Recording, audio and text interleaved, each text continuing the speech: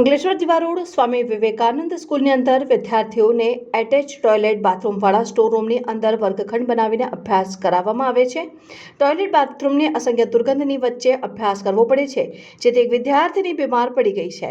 સ્કૂલની અંદર ઇન્ફ્રાસ્ટ્રક્ચરનો અભાવ હોવાનું માલુમ પડ્યું છે, તો વર્ગખંડની પરમિશન કેવી રીતે મળી એ પણ એક ગંભીર વિષય છે। વાલીઓ દ્વારા વારંવાર રજૂઆત કરવા છતાં પણ ધ્યાને લેવામાં આવ્યું નથી।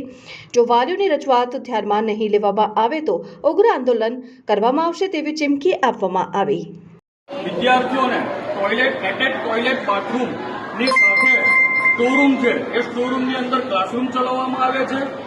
ગંદકી અસહ્ય છે, દુર્ગંધ પણ આવે છે, એમાં બાળકોને બનાવવામાં આવે છે। અને બાળકો તો છોડો, પણ શિક્ષકો પણ કેવી રીતે બનાવે છે કે ટોયલેટ બાથરૂમ એટેચ સ્ટોરરૂમ છે અને એ સ્ટોરરૂમની અંદર ક્લાસ ચલાવવામાં આવે છે। એ કેટલું યોગ્ય છે કે કેવા બાળકો ભણી શકશે? આપણે આવો देखिए કે આ છે टॉयलेट बाथरूम છે। ये भी नया रखा गया, आप देख सकते हैं नया है। उस दिन जब हम लोग को પછી અહીંયા જે પાણીની પરબ છે, પાણીની પરબમાં પાણી પણ નથી આવતું। અને આ સ્ટોરરૂમ છે કે સ્ટોરરૂમ એક નંબરનો સ્ટોરરૂમ છે। સ્ટોરરૂમની અંદર એક ક્લાસ ચલાવવામાં આવે છે અને 45,000 જેટલી પહેલા ધોરણના વિદ્યાર્થીઓને 45,000 જેટલી ફી લેવામાં આવે છે। તેમ છતાં પણ આવી સુવિધા છે, આ કેટલું યોગ્ય છે?